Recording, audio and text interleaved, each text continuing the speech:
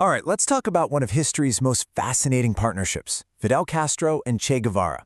This isn't just a story about a revolution. It's a story of loyalty, of war, and a single promise that stretched across 30 years. It's really the story of an unbreakable bond. But before we get into all that, I've got a little trivia question for you. What do you think is the shortest speech in all of history? Seriously, take a second and guess. Whatever you're thinking, it's probably shorter. So, the answer? It was a speech given at the United Nations. Get this. A guy walks up to the podium, says just 3 words, and walks off. I mean, can you even imagine the confidence? The swagger it takes to do that on a global stage? Well, that man was Che Guevara. And honestly, that little moment tells you almost everything you need to know about him. But here's the thing about Che. You can't tell his story without telling someone else's. The two are completely intertwined. And to really get it, to understand how their destinies were locked together, we've got to go back to this one fateful meeting in Mexico City. So, picture this. On one side, you've got Fidel Castro. He's a Cuban lawyer, an exiled revolutionary leader, and he has one single-minded goal: free Cuba. And that's it. On the other side, you've got Ernesto Guevara, who everyone would soon call Che. He's a doctor from Argentina, a fiery anti-imperialist, and his dream? It's way bigger. He wants to ignite a revolution across the entire globe.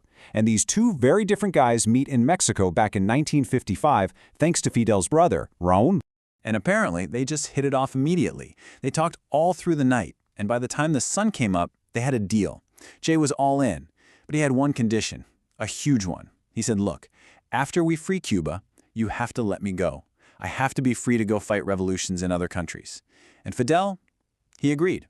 That one promise, made in that one night, would end up defining everything that came next for both of them, right up to the very end. And Fidel's loyalty got put to the test, like, right away. Their whole group gets busted by the Mexican police. Now, most of them were let go, but Che, he's held back. Why? Because when they asked him, he proudly told them he was a communist. So he sends a message to Fidel, basically saying, hey, go on without me, start the revolution. But Castro, no way. He puts his entire revolution on hold. For 57 days he waits in Mexico until Che's finally a free man. Even Fidel's own guys were second-guessing this. They were warning him, saying, look, this Che guy has terrible asthma, he's going to slow us all down. But Castro's response was just absolute. Listen to this. He said, if Che has trouble, I will carry him on my back up the mountain. I mean, right there, you can see it. Their bond was already rock solid. Okay, so with that loyalty cemented, they finally set out for Cuba. But they weren't exactly sailing towards a hero's welcome. What was waiting for them was, well, a total trial by fire. I mean, they're landing in Cuba in November '56. It was a catastrophe, an absolute disaster. They were ambushed pretty much the second they hit the beach. Out of 82 men who made the trip, only a tiny handful, including Che, who was wounded, managed to escape into the Sierra Maestra Mountains. It should have been over. But somehow, from this almost complete wipeout, they launched this incredible 2-year guerrilla war that turned the whole thing around. The real turning point was the battle for a city called Santa Clara. It was absolutely critical for the government's supply lines. Fidel sent Che to take it, and the plan Che came up with was just brilliant. First step, infiltrate. He secretly gets his guys into a tall building so they can watch every move the army makes. Step 2, isolate. He cuts all the phone and telegraph lines, cutting the city off from the capital. Step 3, ambush. His spies figure out the exact route of an armored train packed with weapons that's heading their way. And the final step, the master stroke, derail. He gets his hands on some bulldozers, rips up the railroad tracks, and bam! The train is derailed and they capture the entire arsenal. But it's what Che did next that was maybe the most important part of the whole war. Instead of lining up the captured soldiers and shooting them, he had them taken to hospitals to be treated for their wounds. This was pure psychological warfare. The message spread across Cuba like wildfire. These guys aren't conquerors, they're liberators. And just like that, support for the dictator, Batista, just crumbled. 2 days later, he was on a plane out of the country. And just like that, the revolution was over. They'd won. Castro was now the leader of Cuba, and Che, well, he was his right-hand man, a national hero. But there was still that promise, the one made in that little apartment in Mexico City all those years ago, and it was about to come due. So by 1965, that revolutionary fire in Che it was restless. He couldn't stay put in Cuba running a bank or an industry. He had to keep his word. He had to go out and spread the revolution. And you have to imagine how hard that was for Fidel. But he honored their agreement. He let his closest friend, his most brilliant commander, walk away. He just told him, the doors to Cuba will always be open for you. Che's journey took him first to the Congo in Africa, and then, in 1966, to Bolivia. But this was different. Now he was one of the most famous men in the world, and he was being hunted by the CIA. And it was there, in the mountains of Bolivia, that he would face his last fight, a fight not just against soldiers, but against betrayal. The CIA was absolutely desperate to get him off the board. So in Bolivia, they started turning local peasants into informants, offering them money and security. And eventually it worked. A farmer named Honorato Rojas gave up Che's location. It didn't take long after that. Bolivian forces with CIA advisors closed in and captured him.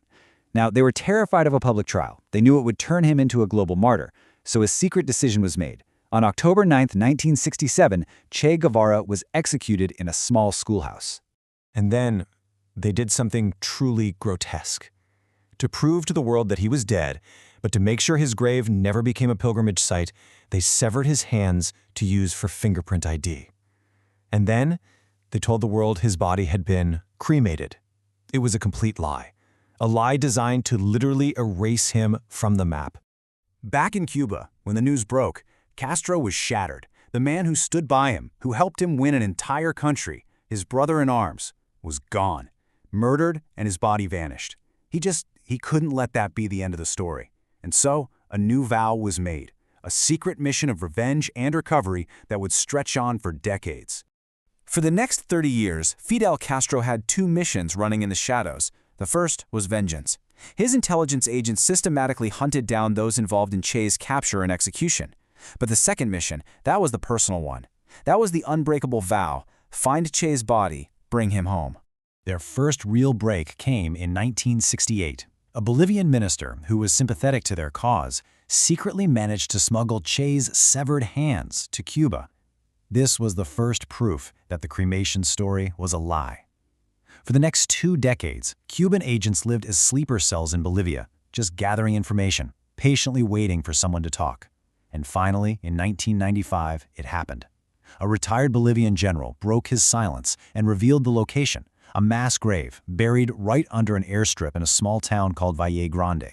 A Cuban forensic team immediately flew to Bolivia. They started excavating, painstakingly comparing old photos from the 60s with new satellite images, and then on June 28, 1997, 30 years after he was killed, they found it.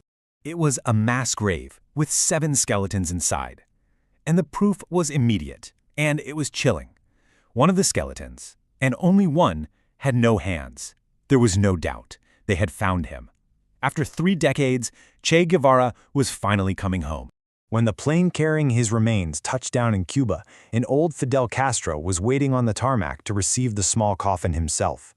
It was this incredibly emotional moment for the entire country. But Castro gave a very specific, very strict order to the nation. He said, "Today, Che has returned. But remember, no one will shed a tear." This wasn't a moment for grief. This was a moment of victory, of a promise finally fulfilled. Che's remains were taken on one last journey across Cuba, finally coming to rest in a massive mausoleum built in Santa Clara, the city that he famously liberated. And there, Fidel Castro himself lit an eternal flame. That flame has never gone out. It's still burning today, a perfect symbol for a bond that even death couldn't extinguish. It's pretty amazing when you think about it. It all started with one all-night conversation in a tiny apartment in Mexico City. And from that one night came a revolution, a 30-year hunt for justice, and a story that people are still captivated by. It really leaves you with a big question, doesn't it? Can the bond between just 2 people, a simple promise made in the middle of the night, actually change the entire course of history?